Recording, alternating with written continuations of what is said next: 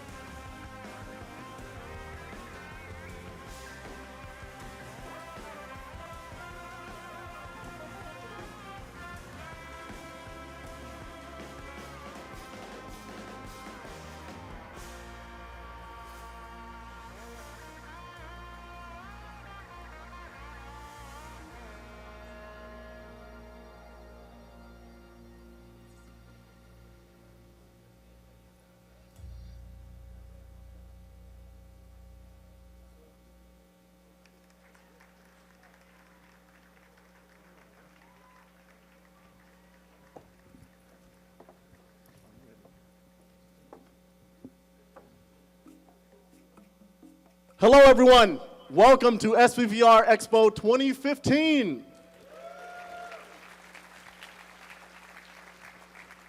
Excellent. We are finally ready to begin.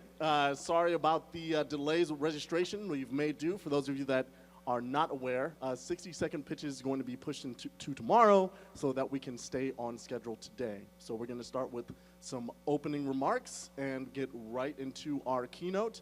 There are some of you that might be here without a badge. You're welcome to stay for the keynote and also the panel after that. But please, at noon, exit and make sure to get your badge. You will need your badge to get into the expo hall to see exhibitors, yeah? All right. Oh, and silly me, I haven't introduced myself. For those of you that might not know me, my name is Bruce Wooden, known in VR community circles as Cymatic Bruce. Started as a VR evangelist. Co-founder of SVVR. I'm currently dev relations at Altspace VR, and I'll be your MC for the day's events and also tomorrow's events in this room as well. So I would like to officially welcome you to SVVR. It is just so wonderful to see how many people are here and to see how much excitement and how we've had exponential growth. 2 years ago, over 2 years ago now, we started in a very small room with about 70 to 80 people at the Computer History Museum in Mountain View. And Carl and I thought 10 people were going to show up, and 70 people did. Everyone brought riffs. Nate from Oculus showed up with Hawken at the time, and everyone was like, oh my God. So it was really, really exciting to have that be the start of Silicon Valley virtual reality. Since then, we've had meetups almost every month. We've had a holiday party in the bag, an expo last year at the Computer History Museum, and now we find ourselves here. We're looking forward to having a great conference today and tomorrow, and to lay the groundwork for many more to come. So officially, I welcome and thank you, and a big thank you to all the sponsors. Definitely appreciate you for being here. So with that, I'm going to go ahead and bring up the co-founder of SVVR and my great friend Carl Krantz. He has a few words to share. Let's give him a warm round of applause. Test. All right. Hello, welcome.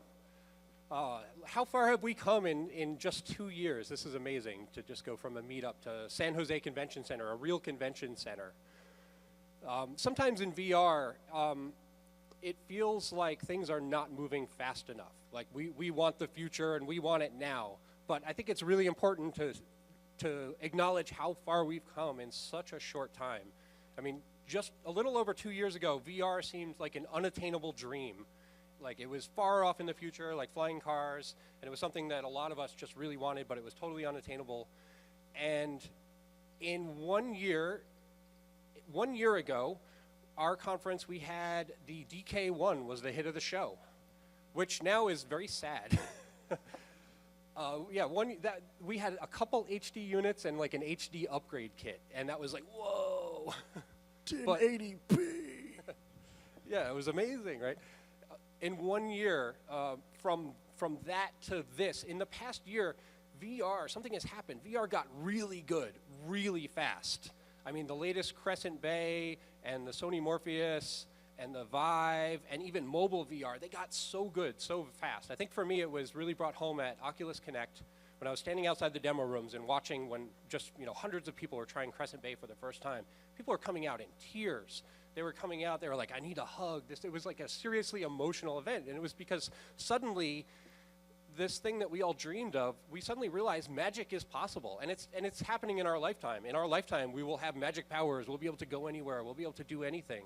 And that really just hit home for me. And I think that was the moment where VR went from being something that was, we knew it was coming to, holy crap, it got really good, really fast. And that just, in 1 year, if that happened, imagine where we're going to be 1 year from now at the next SVVR when we're taking over all 3 halls and, 1 year of exponential growth from DK1 to the latest systems we have now, 1 year forward. I can't even imagine it. But more importantly, I think in 1 year, what's happened within this community, that's been the really special thing. A lot of people are concerned that VR is this isolating technology, but what we're seeing here on the ground is that VR actually brings people together. I think most of us in this room that are in this community, we've made more friends in the past year or two than in many years before that. There's something about VR that brings people together, and that's really interesting. I think this is an early signal of how this technology will hit the mainstream. So I just want to thank all of you for everything you've done in the past year and the past 2 years, because you guys are making my childhood dream of virtual reality a reality. So thank you. Welcome to SVVR, and have a great 2 days.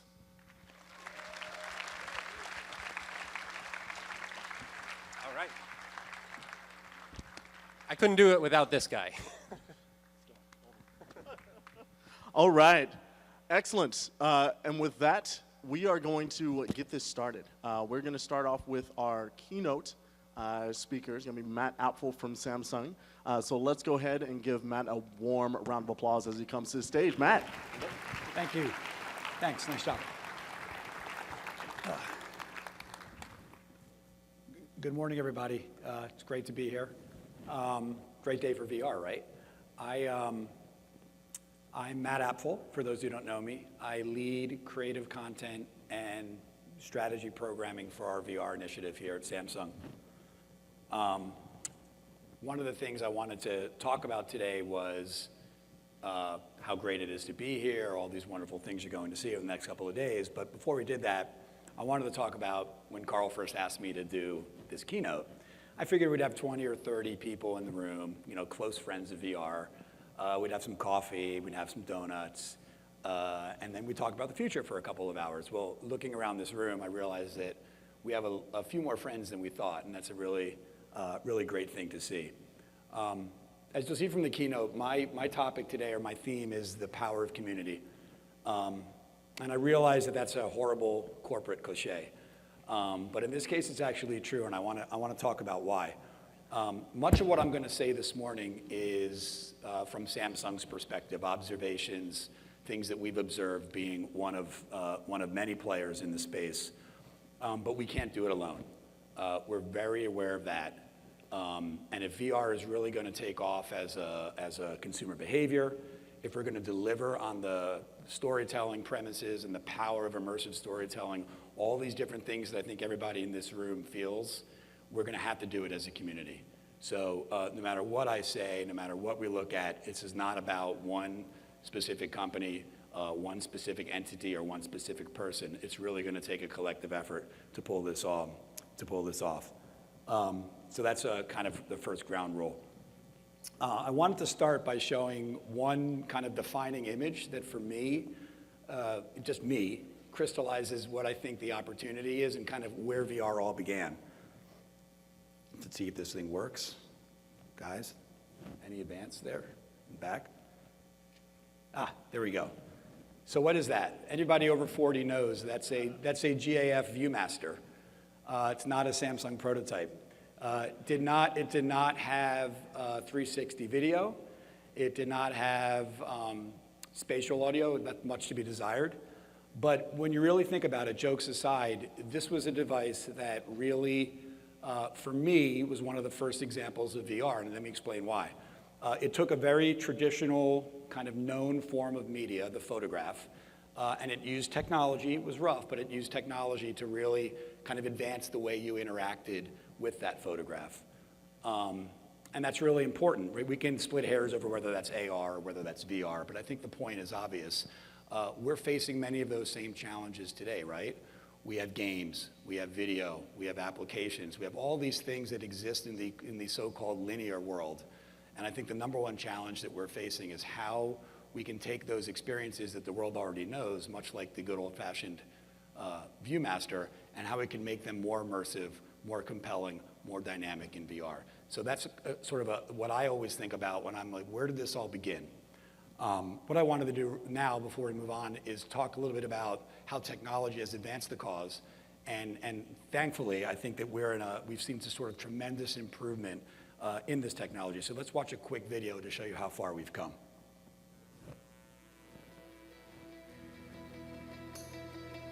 I'm not going to try to explain it to you. I just want you to experience it. Put that on.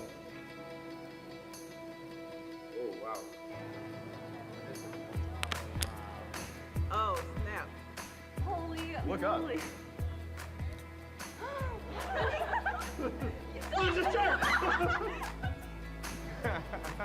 This is crazy. Oh my god. Oh my gosh, this is too real. This is too real. All that powered by the Galaxy Note 4. What? Seriously? What? That's crazy. Shut up. No way. Oh my god. I've just clicked Pacific Rim, and it's like starting up the game now. Oh my god.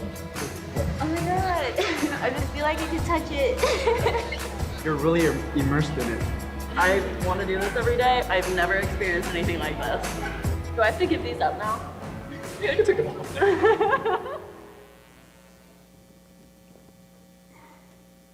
All right, shameless Gear VR plugs aside, I promise that's the last one for the day.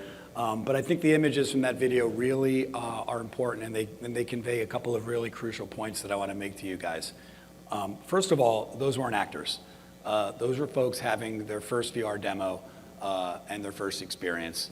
And I think everybody in this room, whether it's a Samsung device or any other device, when you give that kind of a demo, you've all seen that before, right? So that to me is the good news, right? That's if we repeat that a lot, we will have, there's something here.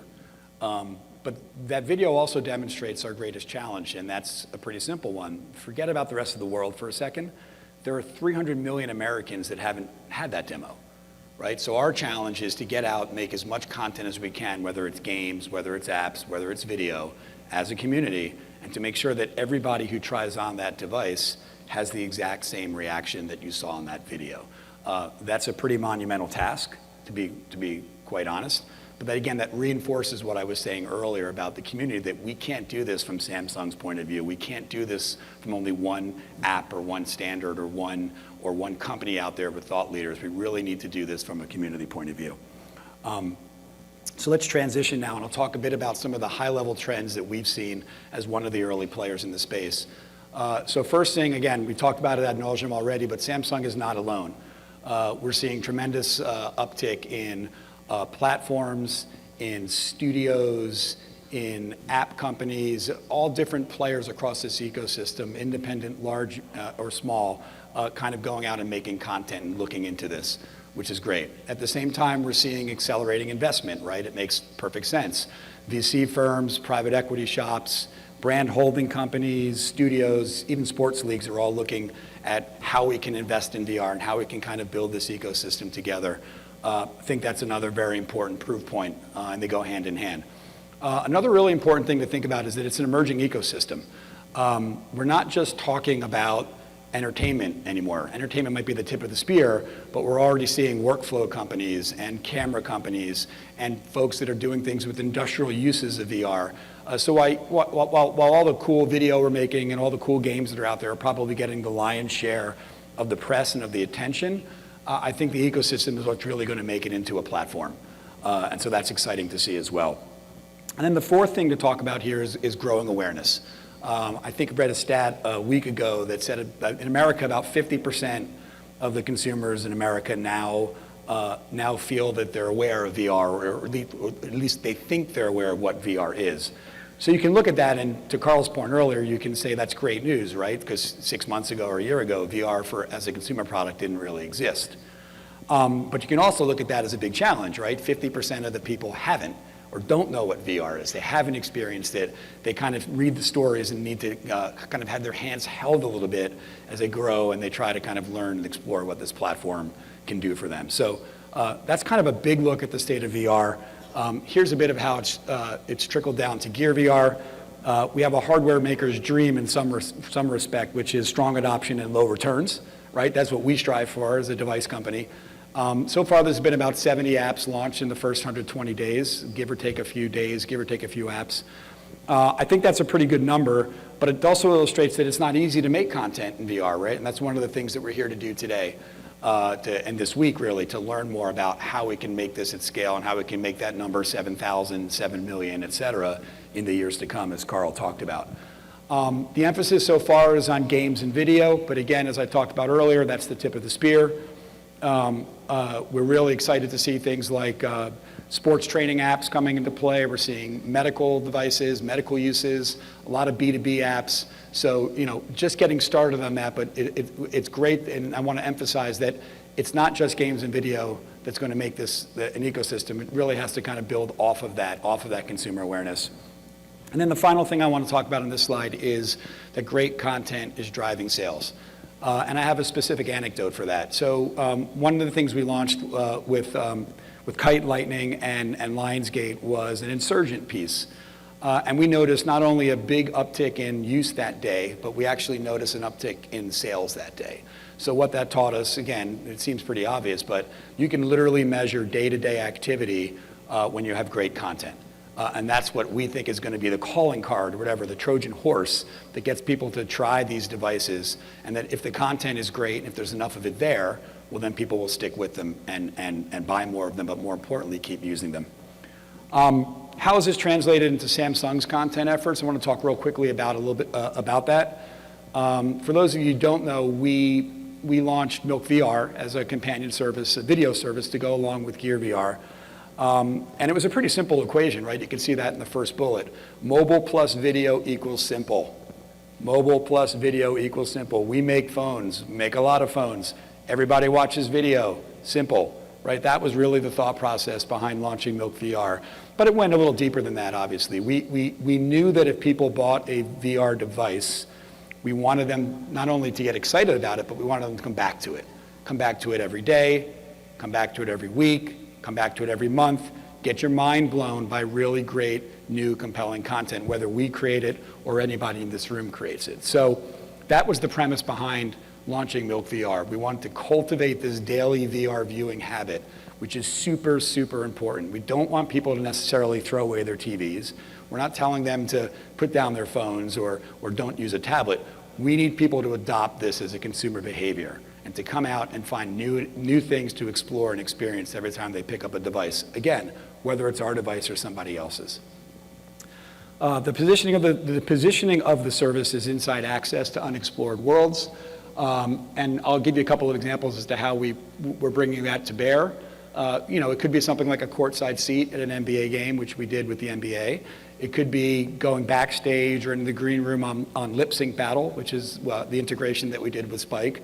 Or it could be something like 30 minutes of backcountry snowboarding that we did with our friends at Mountain Dew and Brain Farm. So lots of examples as to how we're trying to use VR to take people to places they couldn't necessarily experience, but more importantly, that once they get there, they experience this in a way that's really different, really compelling, and really immersive. But there's another part of content, if you will, for Samsung, and that's that fourth bullet there, the growing community.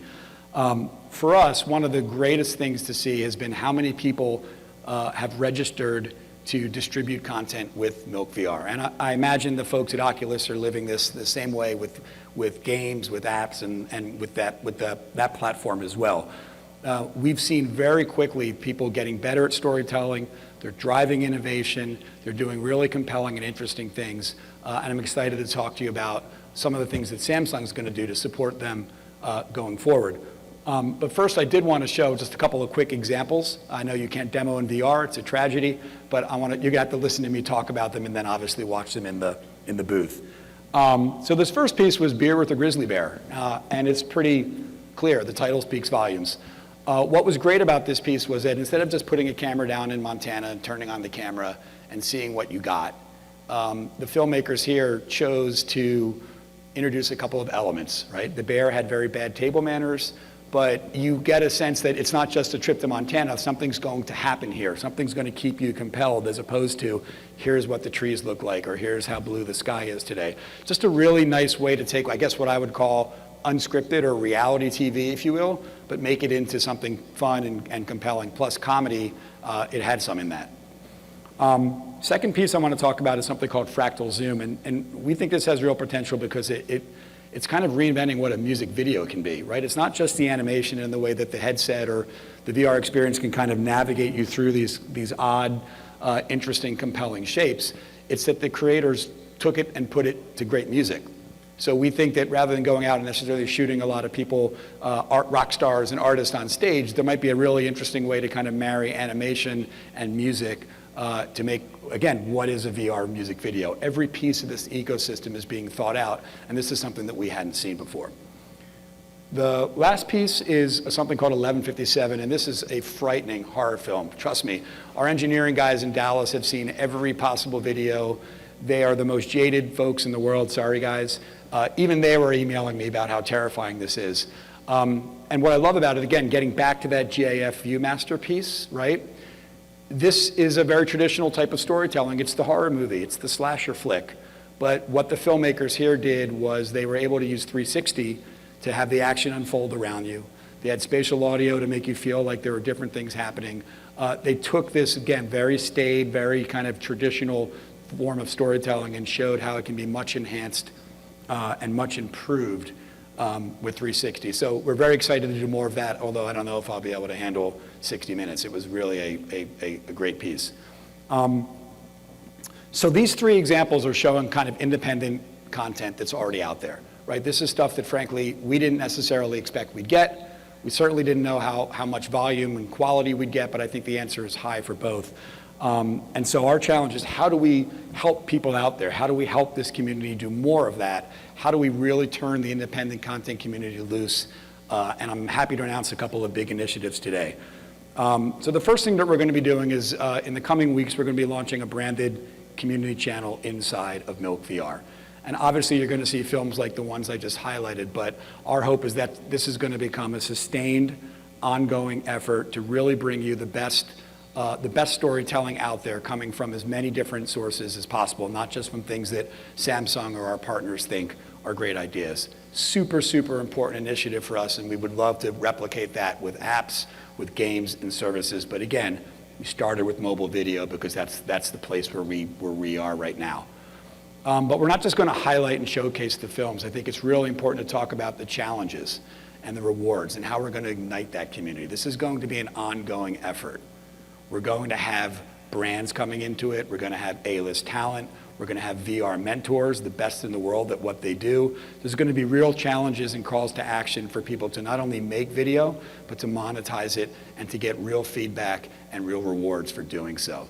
So I would urge everybody here to kind of stay tuned and really keep in touch with what's going on, because if you are an independent filmmaker or an independent content creator, just know that we're listening.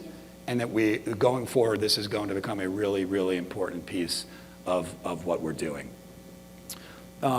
So my time is almost up. I'm trying to keep it on the brief side this morning.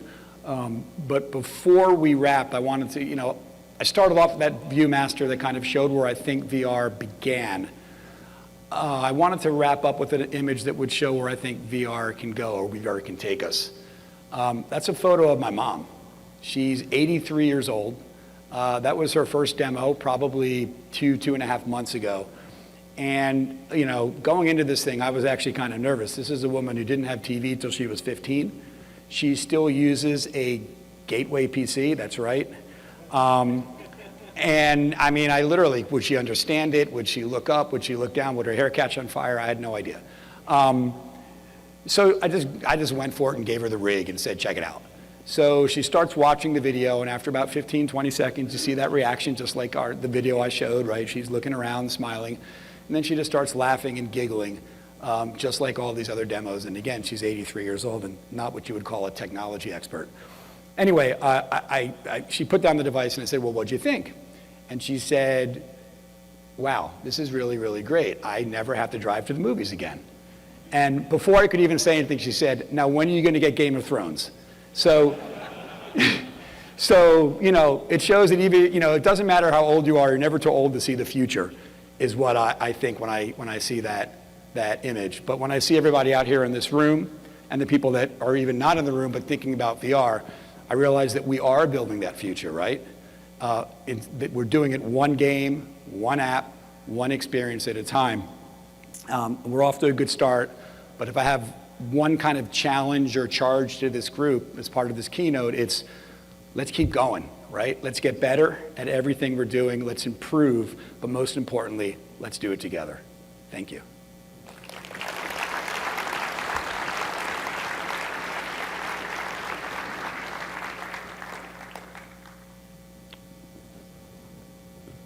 Are we doing Q&A? Or are we late? I think All right, let's give a warm round of applause once again to Matt. Thank you so much.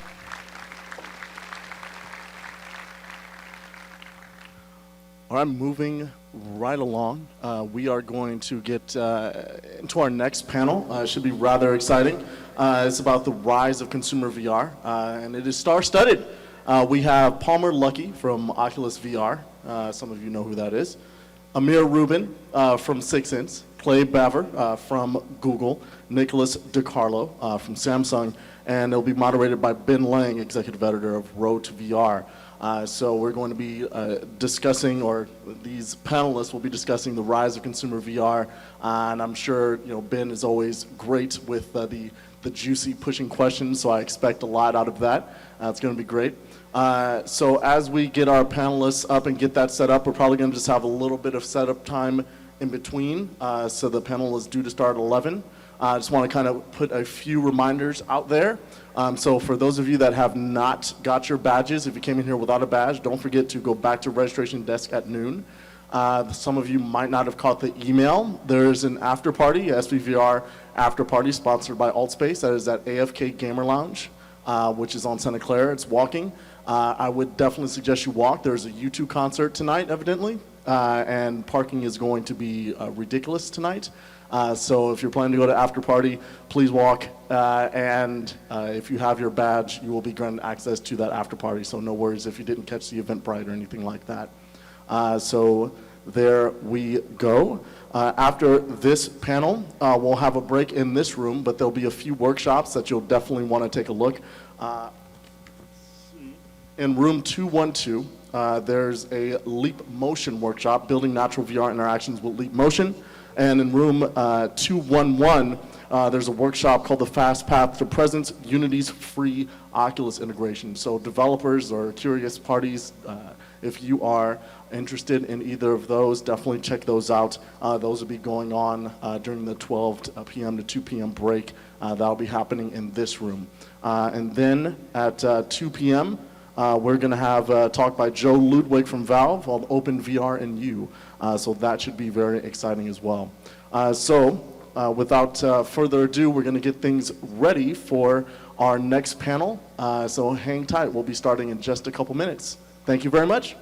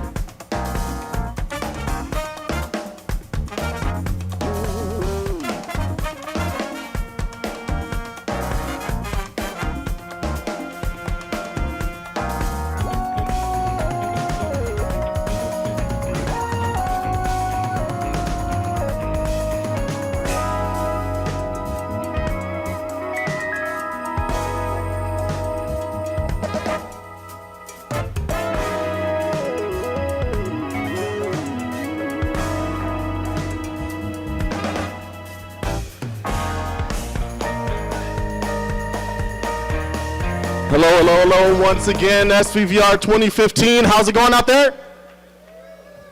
So excited. Most of you must have missed the coffee carts. I understand. That's all right.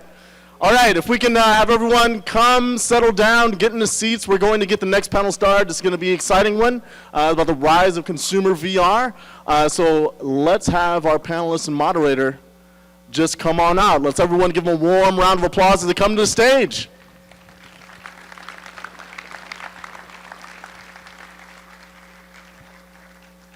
Evidently, that round of applause was too weak, and they disapproved it. Let's try again. Let's go.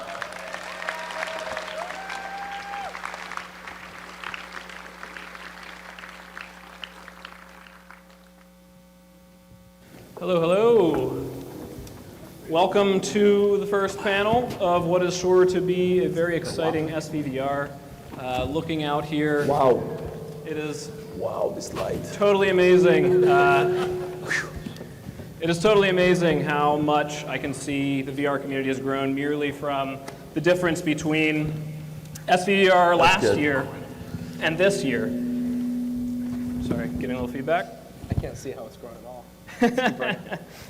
See, that's why you have one of these. So we have a pretty awesome panel of people here who are going to talk to us about the rise of consumer VR.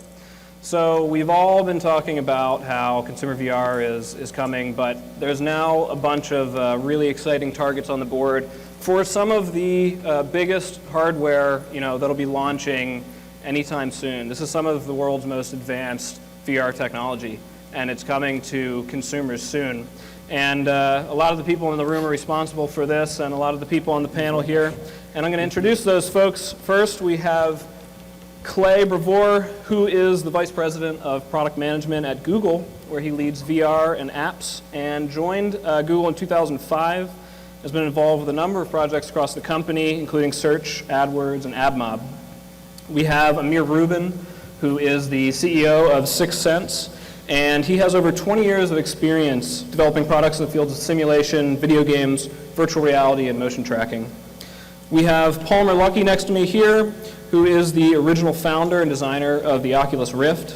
And before starting Oculus VR, he worked as an engineer at USC's Institute for Creative Technologies, where he contributed to research and development of virtual reality systems and head-mounted displays. And we also have Nick DiCarlo from Samsung.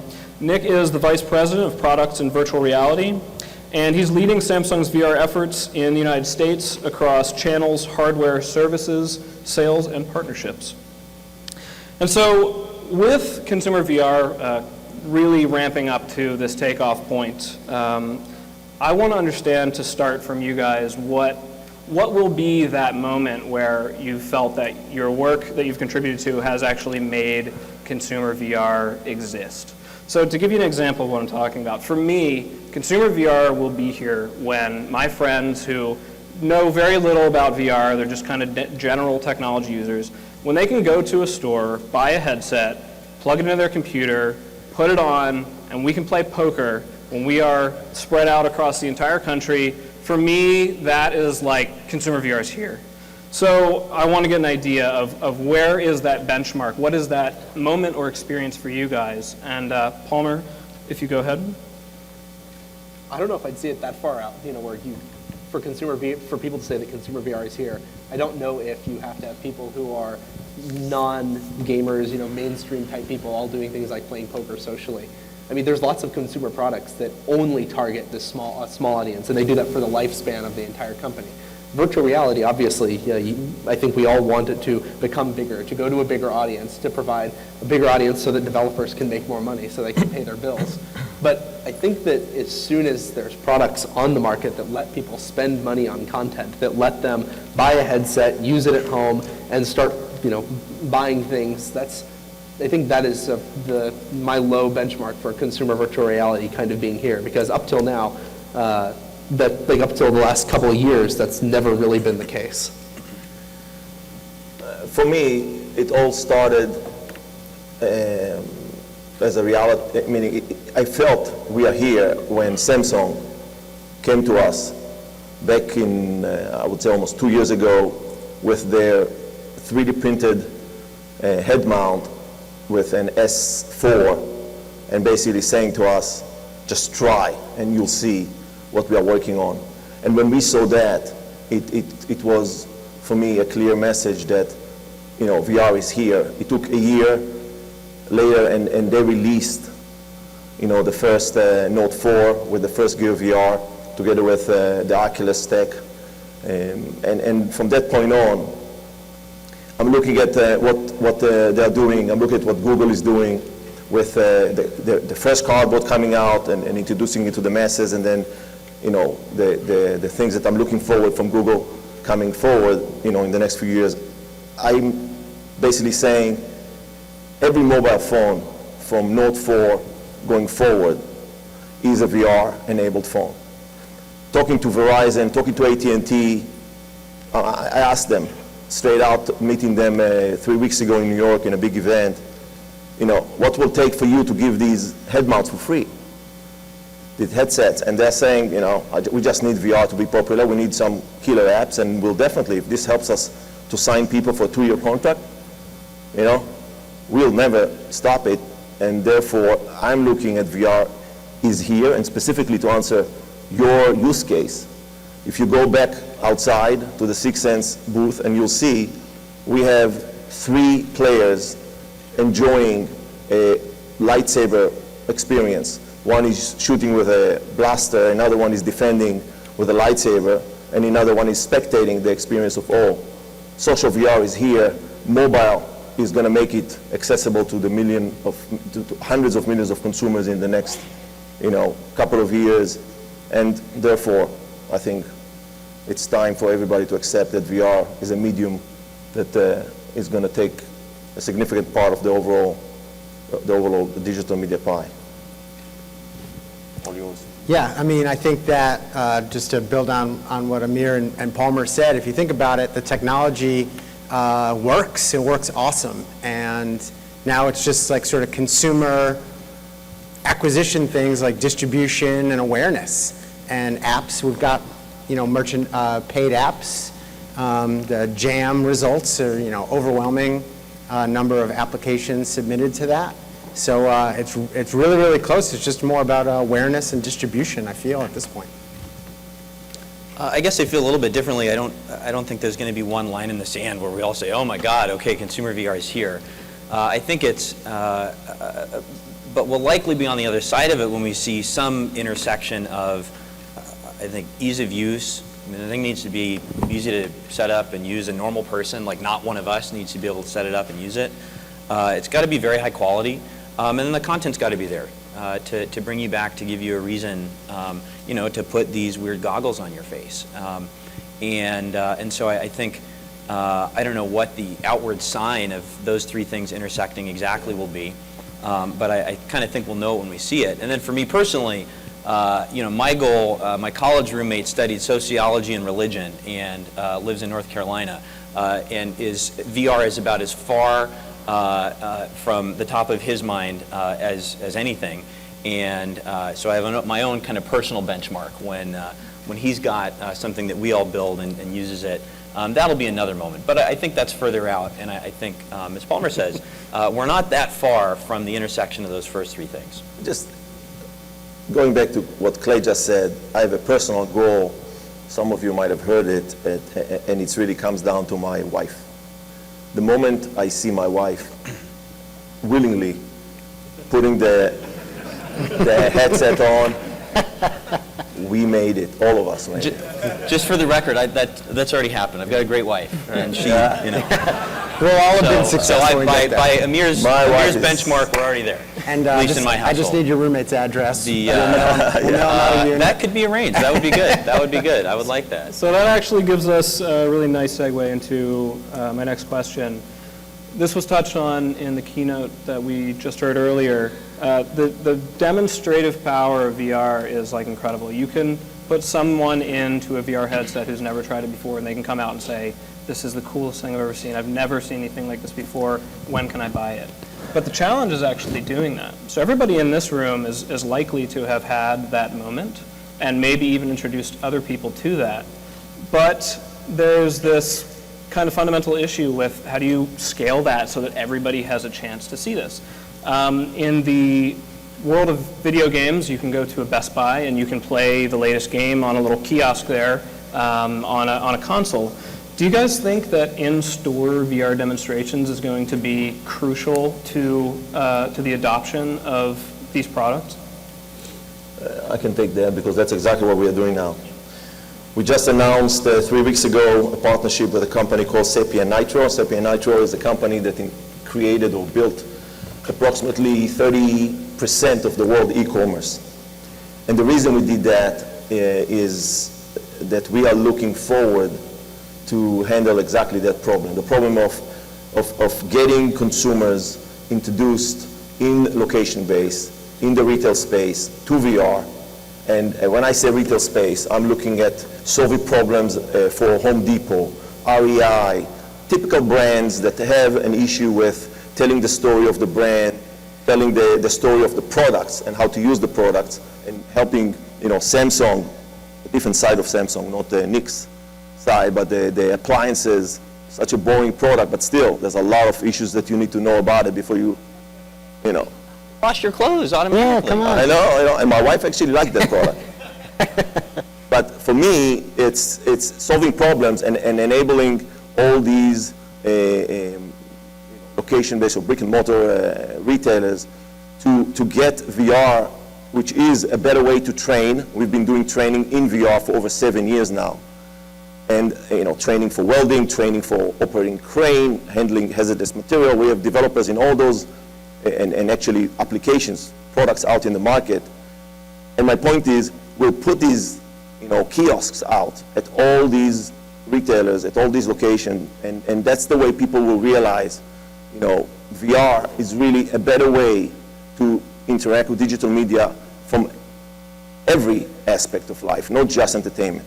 It's a better way to educate, it's a better way to train in education, it's a better way to health and rehabilitation. It's a better way to do almost everything. So therefore, for me, yes, it's going to go in retail, it's going to educate people, people are going to be so impressed, they're going to go home and talk to people. We're making it also social. So from the location base, you will be able to call using, everything we're doing is using mobile technologies. So you basically put your phone in, you're going to have a Gear VR or a cardboard, but you'll be able to put your phone in, call your expert buddy that knows how to build a deck at Home Depot, and then they can help you right there make the right decision on the wood, on the paint, on the drills, and that's the way we're going to get it out to the masses. At least that's one of the ways that I think is going to be important.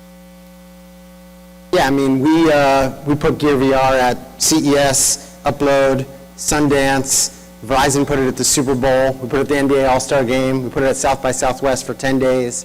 100 doors of Best Buy demo in February. At the end of this week, that'll go to 350 doors of Best Buy demo in probably every major city in the country. By the end of the summer, it'll be in all the large format Best Buys around the country. We can go and get a swivel chair demo. Get to see some awesome new content from Cirque du Soleil. Get to play a game. Very simple, very easy to use, and giving tens of thousands of people their first VR experience. And we think it's a really big deal in terms of letting people try it, for sure. And lots of products have that kind of trial experience. Buying a car, right? Watching a TV in a store. So this is quite normal thing, and it's just a matter of getting it out there. And with those demonstrations, and especially as we're moving to very active VR experiences where you can move around a large space or you might even be wielding controllers, there is, I think, maybe a possible risk of lawsuits getting in the way. Do you guys see this being an issue to adoption? Do you think there could be some problems here in terms of all of the things that need to be signed or agreed to? Ben, I'm going to stop you. Nobody on this stage is going to comment on that. Why lawsuits? I just don't understand the lawsuit. Where is it coming? Liabilities, you mean? Liabilities, yes. First of all, Hey, Palmer's trying to help you out, man. Come on. No, I think it's an issue because every time I speak to the media, especially mass media, they don't know anything about what we're trying to do, and they need to be educated. They are all coming to me with this motion sickness thing, and I tell them, look, motion sickness is true. it's been there in the 90s, and we worked for 20 years, and now it's really not there any longer. And it's definitely not going to be there when it's going to be in consumer VR. So developer kits, it's for developers. That's why Oculus sells developer kits. That's why, you know, the innovator edition of Gear VR, the actual consumer product of all these are coming, you know, later this year or next year. I can tell you that when we make our motion tracking work with every one of these, you know, we work with Cardboard, we work with Gear VR, we work with Oculus, and we work with Vive, we work with everyone. We eliminated, at least at our level, we eliminated motion sickness, and we really don't have any other liabilities that we see. And we added, you know, a border that allows you, the consumer can put and take responsibility for the play zone. So you can, in setup, you can set it up to avoid your chair or your bed or whatever in a dorm. All that it will be taken care of. It's going to be just like any other medium. And it's not going to be a big risk, but it's true that I'm the only one who can answer this kind of question. Like, I would build on Palmer's answer. Like, I would just say, like, when the phonograph was invented, everyone thought the killer use case of the phonograph was going to be recording the words of the dying, the last sentences. Like, that was going to be the use case. And I think we're kind of, from a popular media and rules and regulations standpoint, you know, in a similar place where we've got a lot to sort out. And then back to what Palmer said. I agree. Great. Well, I'll take a stab at this next one, but it may end up the same way. For anybody here, what's your answer to critics who say that VR's effects on human physiology is not well studied enough to be put out to the mass market? I would say they don't know what they're talking about, you know, because it's been out there for longer than the phone. I mean, it's the same people that saying that I put my phone to my ear, they don't have any research to back it up. And the same thing is, we've been doing VR, you know, and Palmer, you know, talking about going to USC. You know, the VR being in use in military, in medical, you know, simulation, medical training. It's been in PTSD treatment for almost 30 years now. There's so much information about it. It's nonsense. Anybody else? Nobody's going to say anything. Let's try one more here. Carl told me why Amir was Can we on go the back to panel, the and he's in-store fulfilling demos? that perfectly. The in-store Yeah. demos Clay, questions? let's go back to in-store demos. Yeah. I'm actually happy to talk about in-store demos if you like. So, I mean, one approach would be make it really easy for anyone to, like, get a taste of VR. You know, like build something out of an inexpensive material. That's a good idea. Yeah, we could do that. do that. Yeah, we should do that. No, so I actually think, to be clear, Cardboard and what it provides is a taste, is a glimpse of what you experience in. Sorry, guys. Is just a taste of what you experience in an Oculus Rift or a Vive. Sorry, I don't know why this keeps going out. Can I maybe just have a hand mic? Yeah, thanks. Just a taste of what you experience in one of the higher end systems, but I think it's enough to get people interested, right? I think a lot of people have had their first, oh, this is cool moment, and that drives future interest in higher end systems and so on. I think the other thing is, like, how many of you, when you got your first DK1, DK2, when you had friends over, you're like, you got to see this, right? It's like, no one did that? We don't have no friends. one, right? It's everybody. Yeah, everyone did that, right? And so I think there's going to be a natural just enthusiasm from people who've seen it once, and these devices are going to be in market soon, right? 9 months from now, and I think that will drive as much growth, interest, and so on as, you know, having some like awkward in-store demo. Though I think there's a place for that. So anyway. One question I've had is, how do we call Cardboard in its current incarnation and what DK2 or Vive are doing all the same thing? Is that confusing for consumers? I think it's, there's a spectrum. People ask about, you know, what will perfect VR, or what is real VR like? And, well, is it real VR when you can still tell that you're in a headset and not, like, experiencing reality directly? Again, you know, we have no illusions that Cardboard provides the same level of experience, right? I think. I just mean from a marketing perspective, like communicate, it's not a dig, it's more of Sure. how do we explain this to regular people, right? Because they get this, festival experience, they get the cool piece of cardboard. How we explain it to regular What's that? Do you want me to say how we explain? Because we have to talk. I would love that. For the purpose of taking it away from you explaining the Google angle. Sure, yeah, sure. I mean, I'm happy So to we come back. we have to explain cardboard because we work with cardboard, which the good thing about cardboard is allows you to use any phone. You don't have to be locked to a specific phone. So when I go to people and again, we went to New York and we had 4 different stops for the media. The first one was cardboard, because cardboard is the least threatening. Right? You take the cardboard. First of all, I showed them that I just bought it for $5 from Amazon. They love that.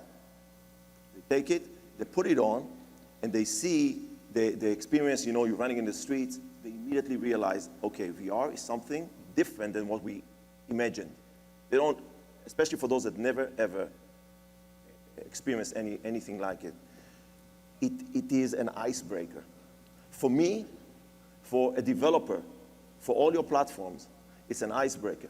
Then I can persuade that nice lady from this marketing publication that for her the hairdo was just an investment of $500 to come in and put Gear VR on, knowing that what you just experienced on cardboard, it's making it worth it. Now she's putting gear on. Now she's having an experience. Now we had the Wild. We got the Wild from Fox. We put her into the Wild in gear. So step 1, step 2. Then we took her to the DK2, and then we continue with our multi-user and the virtual commerce experience. Yeah. But the point is, every piece of it is critical. The fact that there are almost 1 million hands is helping you more than all the marketing dollars that anybody allowed you to spend. Yeah.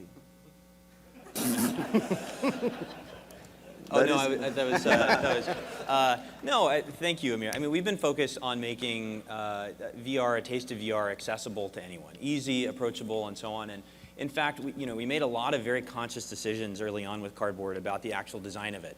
It does not have a head strap. It won't have a head strap because, right, it should be easy to put on, take off. And just as importantly, right, we know that the motion of your torso, you can rotate about 1/4 the speed of your head, makes it a much more comfortable experience. We obviously had the decision to make wider field of view optics when we started, but we made them narrow, more comfortable, and so on. And so we've been thoughtful about making sure that cardboard is a good introduction, again, to the ramp of VR. I'm not sure what specific word we use for it other than that, but that's how we think about it at Google. All right, well, let's continue along on our way here. See if I can go for 3 strikes. Adult virtual reality, AKA porn. Who wants to talk about it? Nobody? I think Amir has some thoughts on the subject. Well, so this is the... I do. This is the crux of the question. This is the part where I need to go, I think. I tell you, just to make it very simple and quick, it's all about, go back in history and you look any new medium and every medium in the past, porn is a key driver. Now, for some reason, or maybe for good reason, I don't know, but in Japan, VR and porn is big. Palmer will not say anything, but he knows that a lot of his dev kids went to Japan, or at least, I don't know if he knows, but we know. And I'm letting you know. They went to Japan, but not only Japan, people are going to work on it because it's going to make a lot of money. I can tell you that we are talking now, not porn, but, it's interesting enough. Can you imagine our virtual commerce, our virtual retail application for the Victoria's Secret brand? Just imagine that great experience of shopping for Victoria's Secret product. Hey, so back to in-store demos. Yeah. In Victoria's Secret. Well, but for marketing. Oh, yeah. No, I was just trying to change the subject. Yeah. There's a lot of other good use cases. Go next. A lot of other good use cases. Well, out there. so this is kind of my point here. The reluctance to address this, which is surely, I mean, the adult industry is not a small industry by any stretch of the imagination.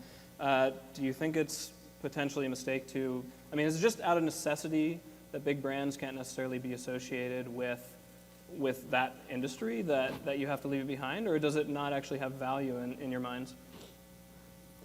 I feel like the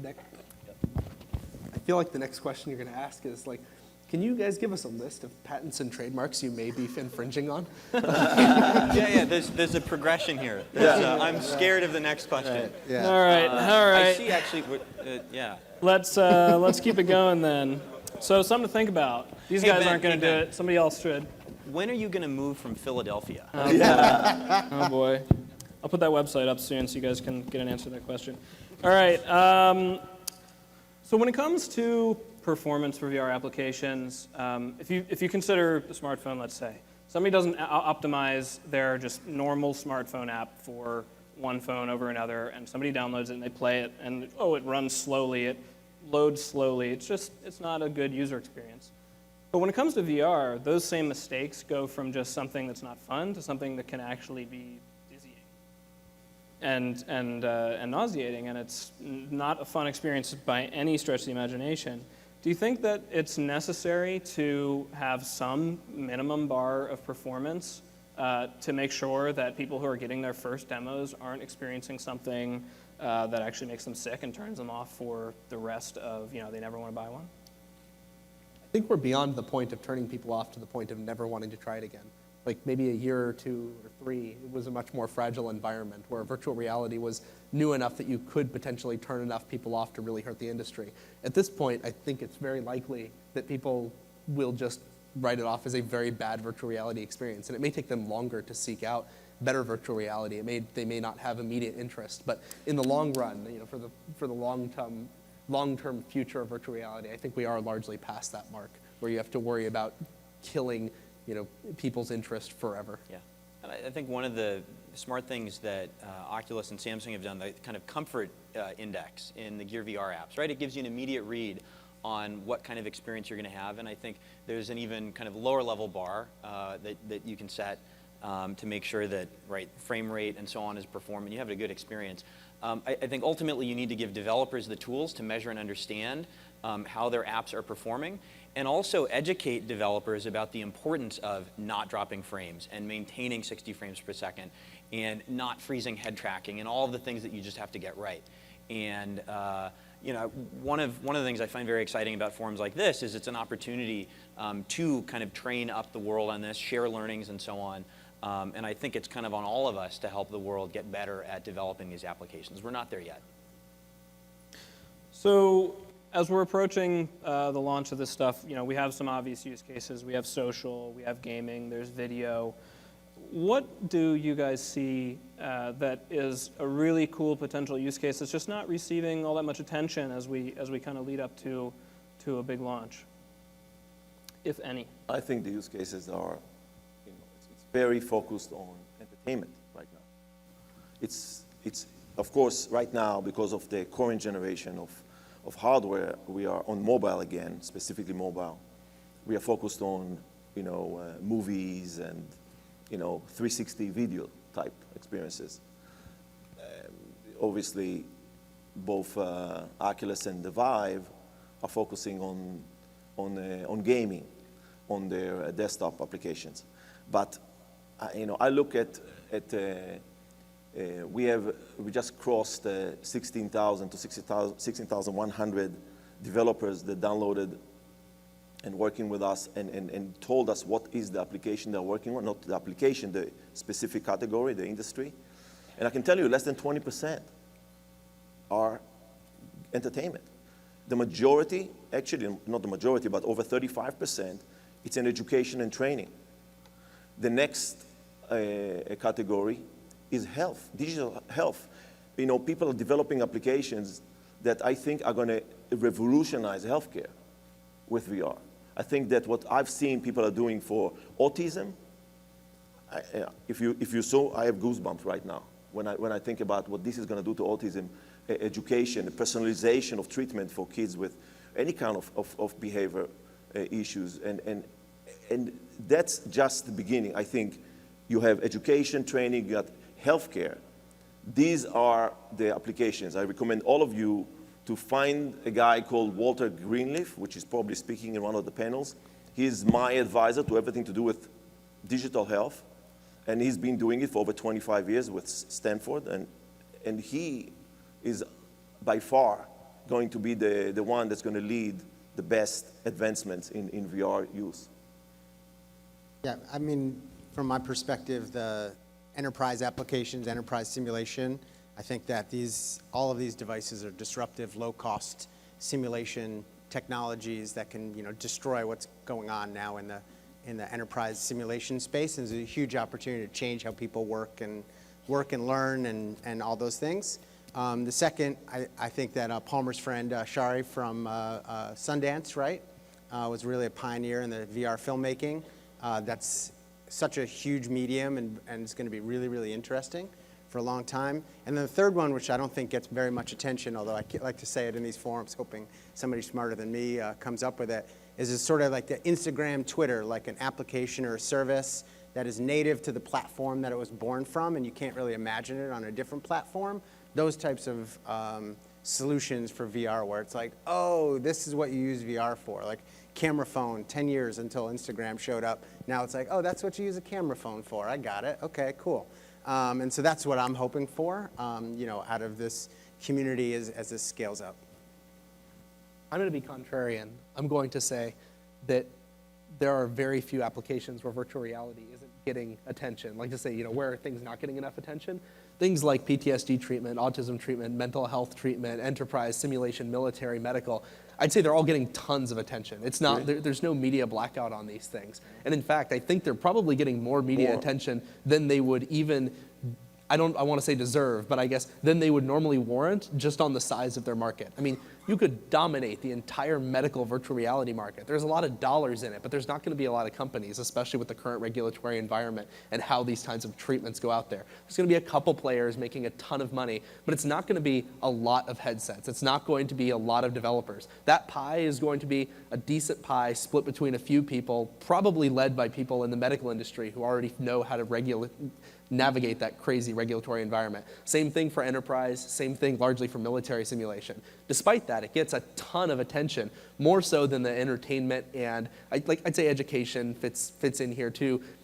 They get a lot of attention compared to the probably 1 to 2% of the market that they're going to get. And there's two ways to think of it, in the long term and in the short term. In the very short term, entertainment is going to absolutely dominate the things that are done in virtual reality. It's going to be by far the largest segment for sure. In the very long term, entertainment and education are probably going to be the two biggest things that everyone uses. Military, enterprise, all that. It's going to remain a very tiny market as a whole. And that's one of the reasons we're seeing virtual reality coming back so fast. It's not because of enterprise, military, or medical.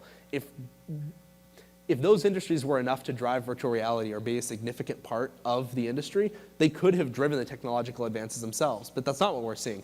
We're seeing companies like Samsung get interested because finally there's consumers, hundreds of millions, potentially billions of consumers who want to use this in their everyday life. And enterprise, military, emergency response training just doesn't fit into their everyday life. It's going to end up being probably a very small portion of the pie. And that's one of the reasons that we see the military and medicine moving towards standard consumer equipment, with different encryption technologies, and making applications that make it more of a fit. But pilots are using iPads in the cockpit now. Doctors are using iPads for all kinds of medical uses and checking patient documents. That never would have. Barack Obama's BlackBerry. Yeah, and that didn't happen, and it's extremely secure. But the technology wasn't driven by government or by the military or by medicine. It was driven by consumers, and they latched on to save money and do a better job. I think VR is going to kind of follow a similar path. Consumer VR is what's going to drive all of these things. Everyone else is going to kind of hitch on the back and make quite a bit of money off it. But I don't think that they're missing out on media attention that they warrant. I agree with that. The shift that I see that I think is so exciting is, whereas maybe in the 90s, VR was like, oh, how could we apply this kind of bizarre, narrow technology to some weird use case like oil drilling or like automotive design. It's like, how many people design cars? Like, not that many. Instead, the kind of world is now asking the question, okay, virtual reality, what is the use case for reality? And thinking about the use cases in reality, and it turns out reality is useful for a whole lot of things. And I think we see that in the diversity of, Well, I'll be a non-controversial statement. And obviously, right, it's not only what is the use case for reality, but things that you couldn't do without synthetic realities, training and so on, that would be impossible or costly or violent or ugly or other ways to actually do in real life. And so I think that mindset shift is one of the reasons we see such broad interest from, and we've hit on all the things here. If I can counter that, just, I'd say it's not just that there's been a mindset shift. You said, in the 90s, people were trying to shoehorn virtual reality into these industries because it was a hot new thing. I would say we actually suffer from that problem a lot more. Like, there's a lot of sane people using it for reasonable things, but I'd say there's more people now trying to shoehorn virtual reality into places it doesn't really have a place than even in the 90s, because it is much bigger than it was back then. And one of the things that we have to deal with is... My point was more about there being now a pull, right? Yes. And it may be an over-pull instead of well, exclusively like most people are pulling in the right direction. Yeah. It's not just this group pulling in the wrong direction. But I mean, it is worth thinking about. There are a lot of people, I think, trying to shoehorn virtual reality into their latest thing, whether it's their marketing campaign or their movie campaign, or trying to make it part of their fitness tool. And they're not doing it because it's really a good fit. Virtual reality is not a magical cure-all that makes your product relevant or good. What? It's just the hippest new thing. And a lot of people are trying to hitch off, making it that latest new thing. And like, look, our startup, we have a VR port of our application. It's poorly implemented. It doesn't add anything, but it's virtual reality. Social, local, mobile, and VR. Exactly. Done. Solo mover. Invest. Awesome. Solo Slow mo mover. VR. Slow vor VR. I don't know. Anyway. But I mean we can do the anagram later. Yeah. But I feel like that is something that's something to be aware of in VR. That VR is not a perfect solution to all problems in every business, in every piece of software, like some people imagine it is. It really is only a good fit for certain things. And as it gets better, there's going to be industries that today don't make any sense that eventually do make sense. So just like to let everybody know as we move into our next question, I'm going to try to save some time at the end for questions. So keep your seats. We still have a couple more questions, but we're going to try to get some from the audience. So start thinking about them, and let's try to keep them oriented toward the rise of consumer VR. So that opportunity will come soon. So the next thing I'd like to talk about is actually probably applies to a lot of people in this room, and maybe people who will hear from outside of this room who are kind of on the edge of this industry, very interested, but maybe not necessarily working in it. Maybe they want to be working in it. The industry doesn't build itself, and while we have a whole bunch of talented people who have jumped in there, there's surely going to be even more talent just from an employment standpoint needed to power this crazy curve that this industry is on. What would you say to somebody who says, I'm just a technical person, but I want to get involved in the market? What is kind of a really good entrance way for them to start learning? Where could they fit? What kind of people do you guys find that you need in your companies that you maybe don't have enough of? It comes down to the ability to develop and publish applications, which hopefully are going to be killer apps for mobile VR. For me, if you are Facebook or Oculus and you have the money to spend on AAA titles for PC, that's going to be, in the market, within the next 2 to 3 years, meaning enough install base of PCs, that's great. But my message always, for the last, over 18 months, from the moment we realized that mobile VR is real, is just get yourself up and running on developing, for now, Android. We don't know what the hell these people from Cupertino are doing, but for now, Android, between Google, Samsung, every other mobile OEM is in a race now, chasing Samsung. The bottom line is focus on developing applications. You will have hundreds of millions of VR-enabled phones in the hands of consumers within the next 2 to 3 years. That's how you're going to monetize. My perspective, what's exciting. That's a very aggressive target. I didn't know about those plans.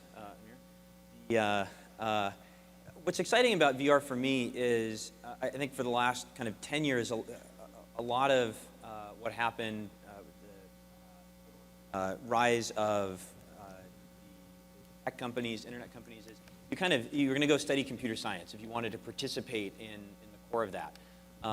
Software development and so on. And VR is so broad in a couple dimensions that like electrical engineering and really understanding things all the way down to the silicon is directly important to the future of VR. As are other kind of arcane disciplines, optics and systems integration and so on. They're the more obvious things, computer vision, high performance graphics and rendering and so on. What's just as exciting about kind of the breadth of technical skills needed to participate in VR is actually the importance of the creative side, again. And I think we're going to see a real kind of renaissance in creative direction, 3D animation and rendering, film. And if you're, I don't remember if it's left brain or right brain, but if you're more creatively inclined than technically inclined, I think there's tremendous opportunity, whether you're in film school or learning how to get great things from Maya or RenderMan or whatever, to really go deep on how do you build beautiful, engaging experiences for this new medium. And so just the breadth of the skill set needed, I think, to bring up not only the hardware but the software to actually run it, and then I think just as importantly, beautiful, compelling content, whether that's kind of more cinematography or interactive games and so on. I think it's going to require a very broad range of skill sets, and I think it's pretty cool for that reason. On the angle of the creativity, the whole world is sort of oriented in this rectangle, right? A stage is a rectangle, and television is a rectangle, and a movie theater is a rectangle. And so you go and try to film a concert in VR, and it's like, oh, I don't know, it's not as good as like it probably could have been, right? So it's as you think about the storytelling, just changing everyone's frame from how you tell a story that's around you, whether it's a game or a film or educational or whatever, an interface. It's just a paradigm shift as we, 80 years of maybe longer of thinking of things in rectangles. And it's such a kind of weird, warped thing that I've kind of got myself into here, so I'm going to stop now. I'd say it's the people in the games industry that have that broad breadth of skills, the people who understand hardware deeply, that also understand creativity deeply, and who understand how to make real-time immersive 3D environments. I mean, there's going to be people from outside the games industry getting into virtual reality for sure, but I think that what you're going to see more of is people from the games industry getting into other parts of VR, whether it's real-time cinema, education, or even, health, military. All these people, I think, are going to come from the games industry for the next few years, not because they're necessarily, the perfect skill set, but because they're the only people out there in the world with a very closely matching skill set to what you need to make really great virtual reality content. That might change over time. Like you're starting to see schools already having their film programs considerations for immersive media. And that's going to be really interesting to have people coming out of college and into the workforce with knowledge of virtual reality and creating content from the start. But the games industry is powering every facet of the virtual reality industry right now, even outside of games. So those are the people that, if you want to get into good virtual reality, you should get into all of the things that are related to games. Like you said, learning how to use tools, learning how to tell stories, learning how to make really beautiful things. It's basically the same skill set right now. So with that, we've got about 15 minutes left, and I'd love to get some questions from the audience. Bruce, can we get some mics set up? Bruce, do we want to get lines going, or what's the best way? Yes, let's go ahead and do that. Let's have some people come up with lines and get a line in each of the center columns here for people with questions. Appreciate it. And just a reminder, we are focusing on the rise of consumer VR. And other controversial subjects that Ben decides. Yeah. Apparently. So controversial. Starting over here. Lee from Passing Lane Media. One of the things that I've been looking at are early opportunities. Obviously, as Lucky eloquently put it, we're all going to hitch onto the back end of VR and monetize. I find it interesting that we have, I'm going to say probably 90% male audience here. We have a 100% male panel, and no one wanted to discuss adult entertainment. It's not my industry, I'm mainly automotive. But I think it's interesting. One of the things that I look at is sort of the VHS and beta war, and the fact that adult entertainment, I think, backed VHS. Everyone ended up with VHS players. Beta, although it was a better product, fell to the wayside. I think we may see that with Apple and their closed, I guess, system that they have, and it makes it very difficult to put files on. And whereas on Android open source platform, you can drag and drop files. There you go. There's no one locking out the VR content, so you don't have these gatekeepers like you do with Apple. Do you guys see adult entertainment as a major driver like it was with VHS and beta and like it was with e-commerce adoption early on? People were not spending a lot of money with e-commerce in the early 90s. Once adult content came on, people were quick to put their credit cards in. So do you guys see the adult entertainment industry as something that's going to drive VR for consumers forward, or not? I guess that's the question. Yeah, sure. Yeah. I think Ben's question was not good enough.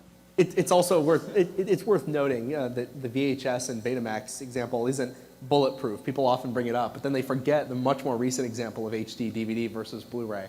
In that case, it was the other way around, and HD DVD, as we all know, very much lost.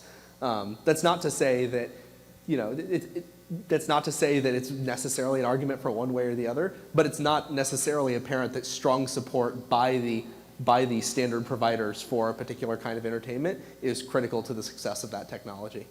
The articles I've read say that the influence of the adult industry is overblown in size, and the influence on it is overblown. So I just it's not something I spend any time thinking about. Any other industry they'll have to examine the possibilities, what it's going to do for their industry.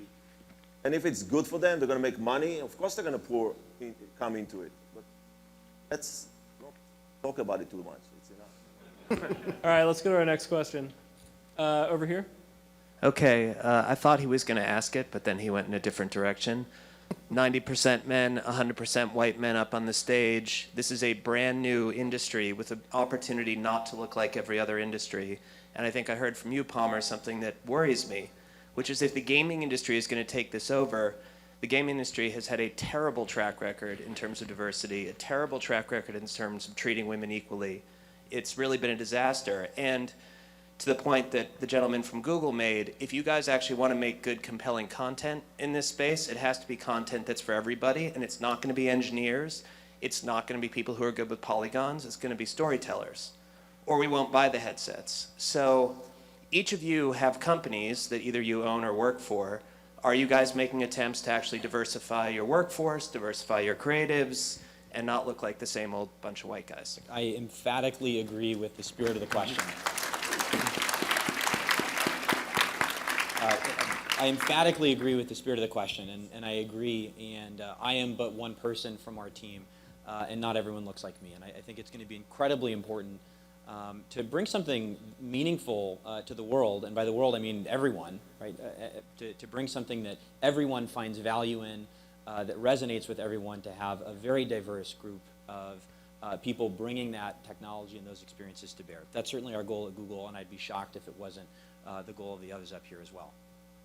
Yeah, I mean, to the end, Milk VR is being programmed as a mainstream media outlet. We just launched 3 separate series with Refinery 29, which, raise your hand if you know what Refinery 29 is in the room. It's going to be pretty uniform who doesn't know and who does know of that group.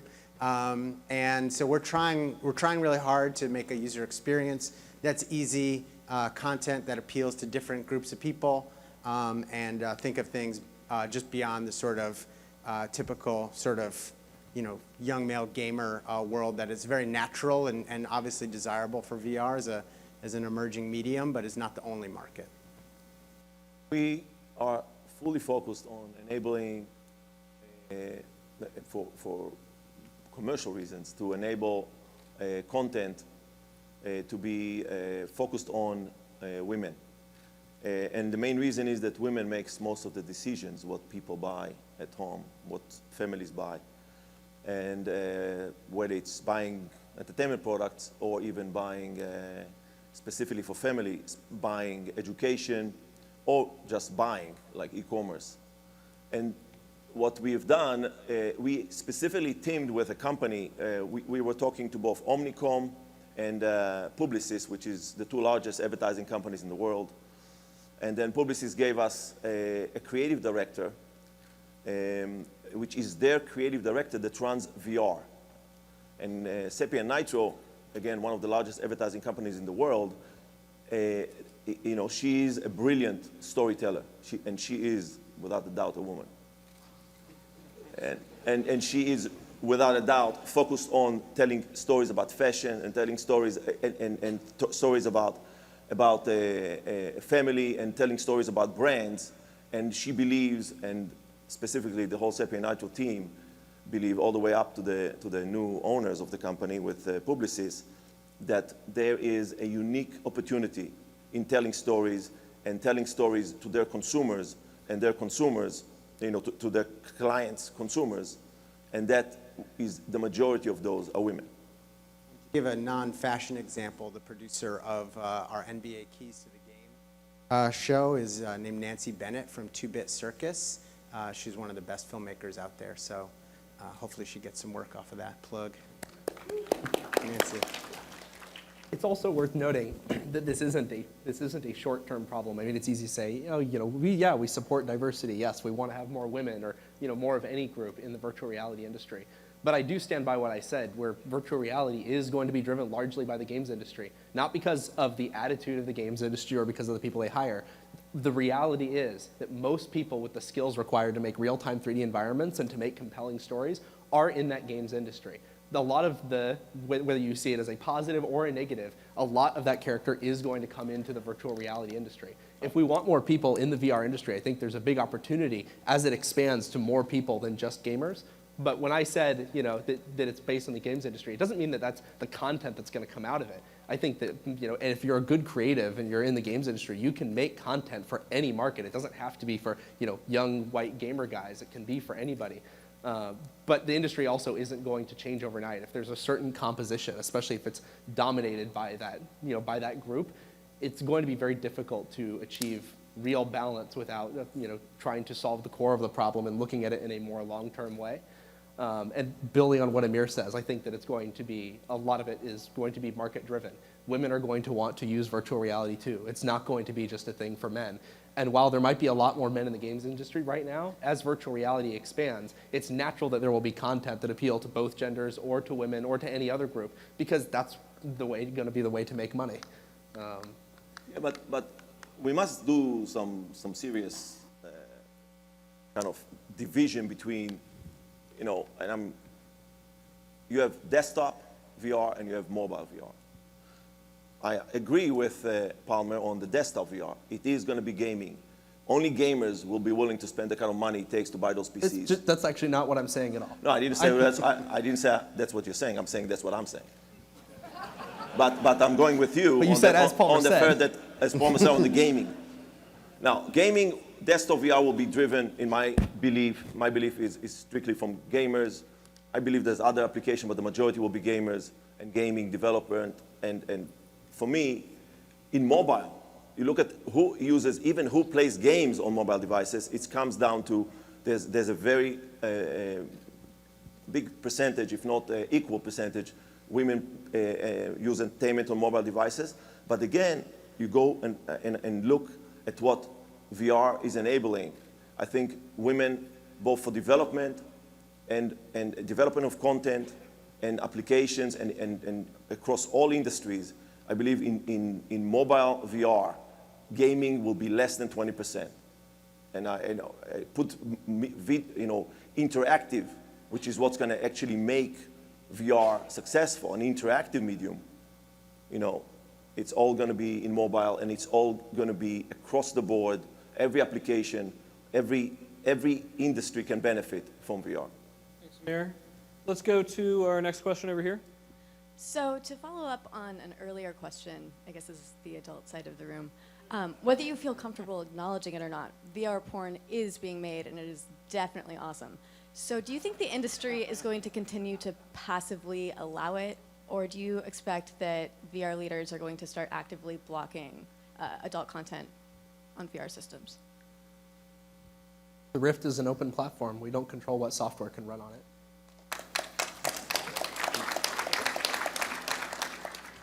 And that's a big deal. Thank you. That was good. That seems to be all. We'll take a question over here. Yeah, it's going in a different direction. Can you discuss the recommendation of minimum age requirement, how that might change? No. Palmer says no. Anybody else? Minimum age requirement? Or not requirement, recommendation. Recommendation, sure, whatever. The way, when people ask me at festivals and they want to put like a little kid in it, I say that the lens distance is sized for adults, and it works better for that, and that's why we try to sell it to adults. Let's get a question over here. Hey, so I have a question about something that was not touched upon as much, which is the combination of 360 cameras and then consumer VR allowing us to capture memories, like personal memories, photos and videos. I was wondering when you saw the revolution coming and the more content, personal content being created using that, and actually curious whether Samsung had any updates about the 360 project, 360 camera project that was mentioned in the past. That was kind of came back around the side there on me. I mean, you know, definitely like big fan of the 360. You're looking at me in a very funny way. Yeah, I would like the update. I'd like to know what's happening. It's going to be awesome. No, I mean, I think that in the production of 360 video is very labor intensive today. Stitching, you know, different video streams together, and certainly not in the realm of, you know, your average user. And so the evolution towards consumer grade, you know, live stitch 360 video is a huge opportunity in the space, and presents exactly that vision of, you know, saving your memories and like really being able to experience it. I think it's going to be a big deal. You know, maybe not this year exactly, but you know, it's a big deal. Do you have like how far away are we from that? Do you have any estimate? You talk to the camera guys. They got to hustle. Not the project specifically, Yeah. but like personal memories being captured. No, I don't mean our camera guys. I mean camera guys in general. I mean, I think it's a technically complex problem. It's way beyond my expertise, but. And you got the top camera companies are jumping into it by making acquisitions. You have Samsung jumping into it. You got Sony jumping into it. Everybody is going to make the hardware now. It's clear. There's an install base coming with mobile. They're going to make the hardware. And specifically for memories, there's a bunch of companies that are already developing, you know, your mom and your grandma to remember her, the pets. I have like 3 different companies that are working on, you know, the memories of my pets. It's amazingly. That's a more niche use of VR. Yeah. It's one of the spaces and the applications of VR that I am personally most excited about. Not only capturing personal memories, but experiences and events and places that are important. And I think, you know, somewhat unfortunately, we're kind of limited on the camera side by like the laws of physics, where if you actually wanted to design a camera that could look with 2 eyes in every direction, you just kind of run out of like atoms in space. And so I think there's actually going to have to be some pretty deep innovation on the software side, so that content creators aren't spending 80% of their time stitching artifacts and, you know, removing the seam that, you know, cuts the person in half and so on. And that's a big, deep, hard problem, and I'm hoping someone will solve it. Well, it's a problem that has to be solved if you're going to have consumers capturing content. You can't expect them to have production level quality stuff.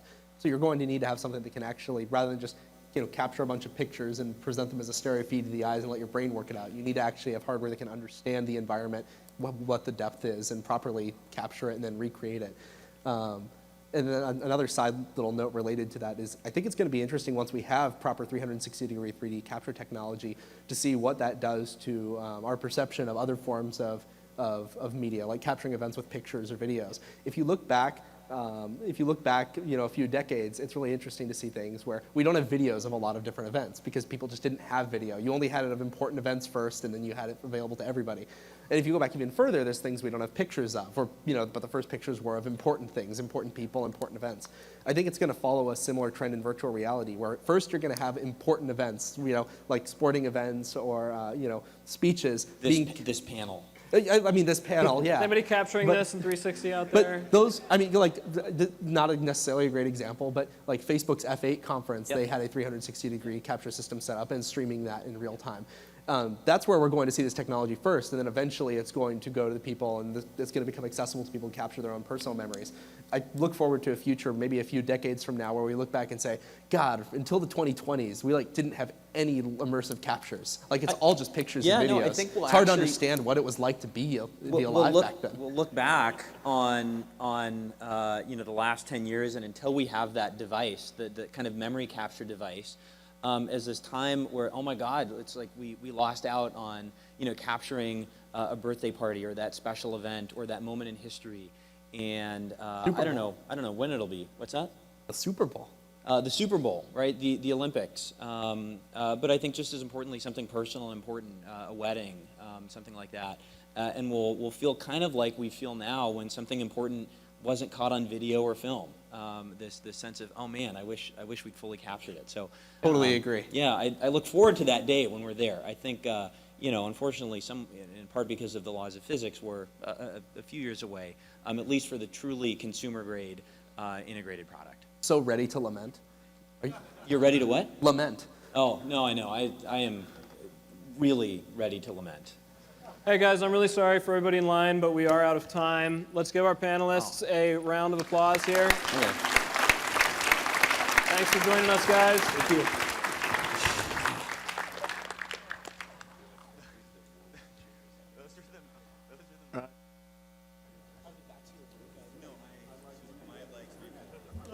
All right. I'd like to give another round of thanks here.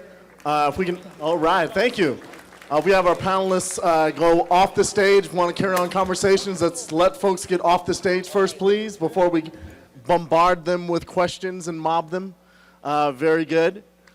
Fantastic. So at this time, this room is going to be kind of nothing going on for a little while. Across the hall that way, there's a Leap Motion workshop. After that, a Unity Gaming workshop, so be on the lookout for that. In this room at 2 p.m., Joe Ludwig from Valve will be giving a talk, so see you then for that talk. And if you have not yet received your badge, make sure to make your way back to the registration desk and get your badge. You will not be allowed to get to the Expo hall to see all the cool VR demos going on without your badge. All right. Thank you very much. See you back here at 2 p.m. 2 p.m.